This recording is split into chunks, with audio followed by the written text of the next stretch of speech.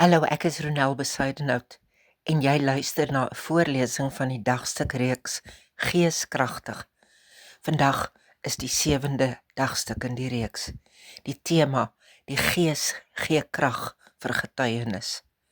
Vandag se geeskraggedagte: die Gees is God se vuur wat jou stem aansteek.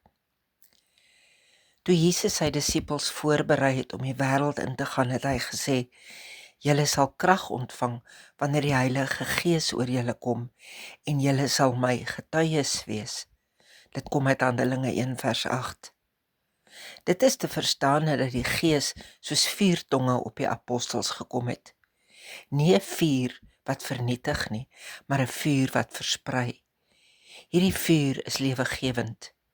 Dit verlig jou woorde, dit brand deur jou getuienis en dit maak jou geloof sigbaar verander. Sonder die Gees bly jou getuienis 'n koue vlam. Met die Gees word dit 'n helder vuur wat ander aansteek. Ek bid graag saam met jou.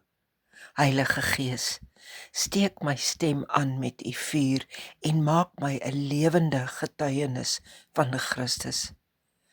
As jy meer tyd het, kan jy gerus die ander teksverse ook lees, wat vir jou verduidelik dat die Gees se krag nie net is om groot preke te hou of openbare getuienis nie. Dis vir elke gesprek. Die Gees is die vuur wat jou geloof se gawe aan die brand hou.